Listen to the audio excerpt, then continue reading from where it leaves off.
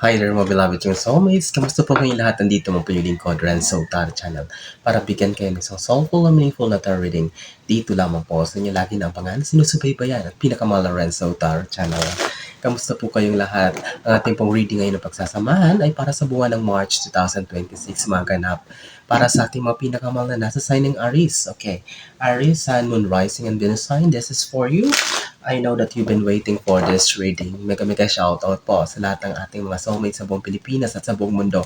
Laging nanonood at nakaabang. Maraming salamat po sa inyong walang sawang tiwala, support. Sige po. I hope you're doing good. I hope you're okay, you're safe and healthy. Sige, this is for you, Aries, Sun, Moon, Rising, and Venus sign. Then, last one, last shuffle. Ang kunin na natin ang iyong 10 baraha, Aries. Sige?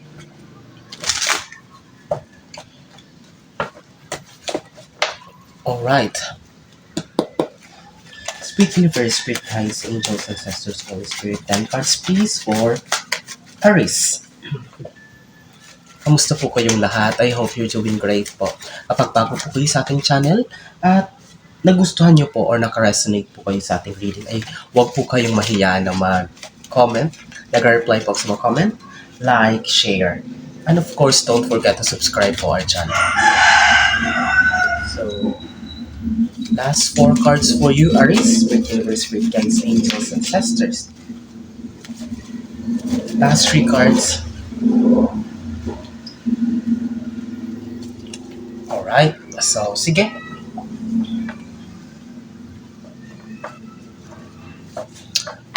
Huwag nating patagalin pa, Aries, ang iyong reading for buwan para sa March 2026. Your opening card is King of Wands. So, I can see here, Aries, expect sa buwan ng March 2026 na parang may mga offer, may mga tulong na parating wherein you will be deciding or parang mapapaisip ka or parang it will need or require your big decision making.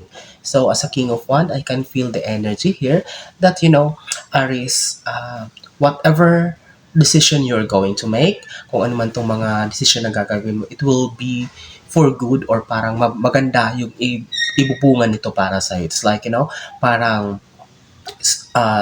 the good side or parang sa'yo papabor ang positive result nito. Okay, how can I say? Although we have 9 cards, so I can feel it na sasagutin tayo ng mga baraha. So, this is a challenge, Aries. So, this is the opening card. So, let's see sa siyam nating baraha kapag lumabas yung cosmic cards like, the sun, the moon, the star, lumabas ang Wheel of Fortune, Magician, yung apat na Ace of Cups, Ace of Pentacles, Ace of Wands, and Ace of Swords. So, you are guaranteed na whatever decision sa March 2026 na gagawin mo, kung ano man yung bagay na darating na kinakailangan mong decision, so that will be aligned for you. Aries, so sabihin dyan ka talaga na babagay or malaki ang may tutulong yan sa buhay mo. Kaya tingnan natin kung sasagutin tayo ng bara, Aries. Next, we have here the Knight of Swords. So, kailangan daw by March 2026, Aries, expect na talagang you need to be hardworking. Kailangan extra doble na sipag sa mga bagay-bagay for you to succeed. I can see here na may mga bagay kang ilalaban. Talaga ipaglalaban mo ito, hindi mo ito i-give up. So, I can see here as a Knight of Swords. So, you need to be brave. Kailangan maging matapang, lakasan ang loob mo, wag kang panghihinaan. Kasi this Knight of Swords signifies, you need to fight for what you believe or kailangan mo talagang ipaglaban ito. I can see here na talagang, maraming magtataas ang kilay, maraming mga taong yung reaction ay negative or something, about sa mga gagawin mo, but you don't need to mind them. You need to push for it. Ipaglaban mo ito, Aries, kasi sabi ko nga, ay talagang para naman ito sa'yo. So maybe weird sa kanila kung ano man maaring bago sa kanila, but alam mo sa puso mo at isipan mo na ito yung gusto mong gawin or ito talaga yung path na gusto mong tahakin. So you just need to focus on it. Huwag kang magpapapekto sa sasabihin ng ibang tao. Okay?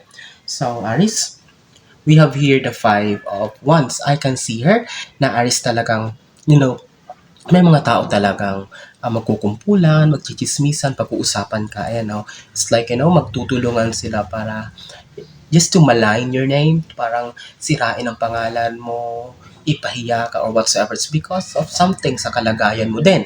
Or maybe it's because siguro may narinig sila, may nalaman sila wherein hindi naman nila alam talagang totoong istorya or hindi naman talaga nila, wala silang idea kung ano ba talagang totoong nangyari. So, the same with this one, Knight of Swords.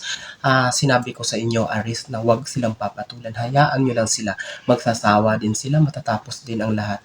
And these people will receive, okay, their karma kasi hindi maganda ginagawa nila sa kapwa. So, you need to, sabi ko, ulitin ko, don't give up. You just need to focus on your goals. Regardless what other people will say or what other people will react.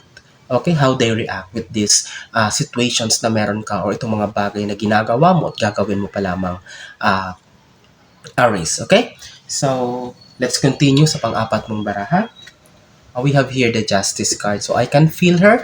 Ito na, kumbaga papunta na tayo sa mga positive results. So pang-apat na baraha, Justice, I can see her na you will be getting what you wanted. So talagang bababayaran ka sa galing mo, yung tamang bayad, what I mean.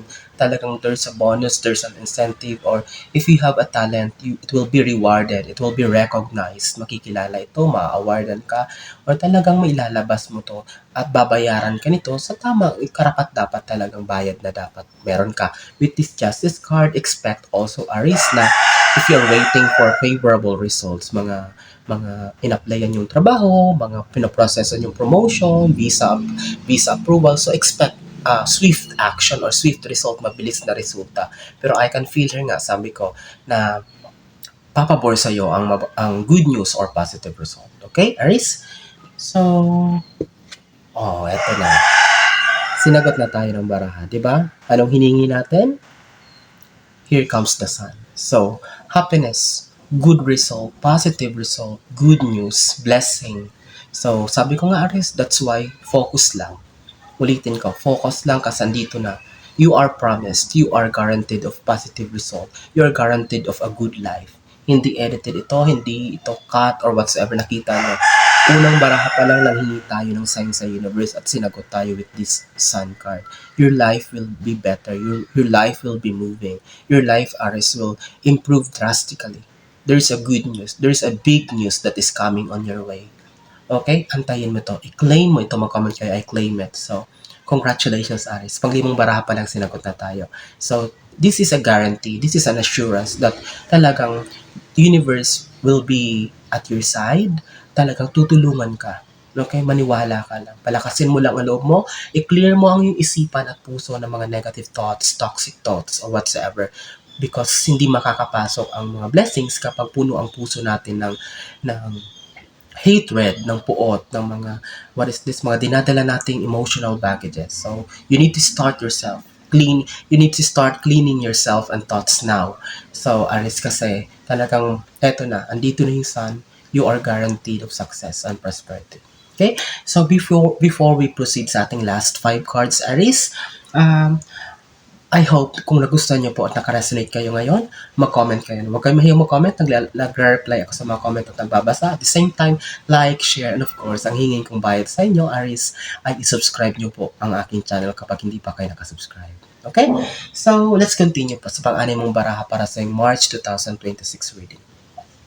We have here the Six of Pentacles. I can see here na nasa situation ka daw ngayon na parang in terms of finances ay hindi naman sa walang dumarating or wala sa lot. So parang nasa sitwasyon ka ngayon na parang kinukulang or kinakapos sa kaperahan. Parang to the point na parang napag-isipan mo na magbenta, mangutang, magbenta ng property. So parang isang lang yung mga ganito. So don't worry, Pisces. Your finances will improve kasi andito nga yung sun. March 2026, it will slowly, drastically improve in terms of finances. Kasi sabi ko, may mga good news na parating, may mga blessings na parating for you, Pisces. You don't need to worry. Okay? So, in terms of money, mag-i-improve din yan. Just sipagan mo lang, patuloy lang, focus lang. Okay? So, eto na. Andito na yung Page of Pentacles. Sabi ko sa inyo, March 2026 will be a culmination o kumbaga opening, start beginning of a new life. In terms of finances, magiging masaya ka talaga. May malaking blessing talaga na parating sa'yo. Okay, magiging super happy ka. Tingnan mo yung background, napaka-vibrant, napakagandang color of joy and happiness, which is yellow color. You're holding a pentacle, which is a money. So it means talagang matatagpuan mo ang magiging way para magkaroon ka ng stability, makakatagpo ka ng business or trabaho na magbibigay ng magandang sweldo, incentives or whatsoever na talaga magiging masaya ka. Starting March 2026, kailangan mo na talagang ilaban ito, ha? Kung ano man pangarap mo, wag kang bibitaw. Just go for it. Paglaban mo ito regardless what will be the reaction sa paligid, ha? Aris, talagang focus lang. Huwag kang magpapa-apekto. We have here, ito talaga, connected talaga barahan natin. Tingnan mo ha, 9 of Wands, yung katapat niya 5 of Wands. Talagang meron talagang mga taong minomonitor ang buhay mo, Aries. They are so envious, they are so envy, inggit na inggit sila sa'yo. Tingnan mo, ini-stalk ka, ano ba? Kasi kayo, Aries, parang hindi kayo masyadong showy sa social media, hindi kayo palalabas, parang ganun. Parang masaya na kayo na mag-isa or kayo lang ang nakakaalam. Just 1 or 2 trusted people ang nakakaalam sa mga plano nyo, sa mga nangyayari sa buhay mo. So, tingnan mo, talagang merong mga taong naiintriga kung ano na ba ang nangyayari sa buhay. Mga inggitero, inggitera. So, look at this. We have here the 9 of Wands. Tingnan mo, Aries. Prone ka talaga sa mga evil eyes. So, that's why, sabi ko nga, bahala ka kung magre-react ka sa mga taong ito. Ikaw din ang masisira. Ikaw din ang maapektuhan. So, March 2026 and even in the upcoming months, it will continue kasi hindi naman wawala yung mga taong yan. But I can see here talaga, kinonfirm, connected talaga. Ayan o, pinagtutulungan, nagkukumpulan, nag-uusap-usap, parang merong isang tao na parang mag-observe, mag-research tungkol sa buhay mo, tapos i-distribute naman, ipapasa sa maraming tao. Tingnan mo, Aris, talagang, hindi ko alam. Bahala kayo. So we have here the 9 of Pentacles. Magkatapat sila ng Justice card. This is stability in terms of money. Sabi ko nga sa inyo, andito yung Page of Pentacles and here we have here the 9 of Pentacles. Magiging masaya ang buhay mo. Alam ko pera ang magpapasaya sa'yo. But don't worry, Aries, eto na. Kaperahan ang iniisip mo, kaperahan ang pinaproblema mo. Please, don't worry. Okay? Just settle, just maglaylo ka lang, focus lang sa goal mo. Mag-improve din ang kaperahan mo, makakaipon ka rin, makakabayad ka rin, lahat-lahat. So, you're not going to worry anymore. So, patuloy lang, Pisces. Tapusin natin ito with the Empress card. So, Pisces, I can see here with the Sun card, magkatapat sila ng Sun card. So, Pisces, are you wishing to be pregnant? May makikita akong parang mabubuntis na Pisces of you're waiting for or parang pregnancy, a new member of family, additional member of family kasi magkatapat din sila ng Sun. Or siguro, magba-branch out ba kayo ng inyong business? Mag-open kayo ng panibagong branch? Congratulations, Pisces. Any kind of something new that will open kasi andito yung Sun card, oh. So, expect a very favorable pagbubuntis, pagbabranch out ng business, o kung ano man yan, madadagdag na naman is any kind of something na mag-add or additional. So, Pisces, I'm wishing you all the best. I hope and I pray na nagustuhan niyo pong ating reading ngayon. Maraming salamat sa inyong muling pagsama sa akin. So, hanggang sa susunod nating pagkikita, mag-iingat kayo lagi mga pinamahal kong soulmates na Aries. God bless us all.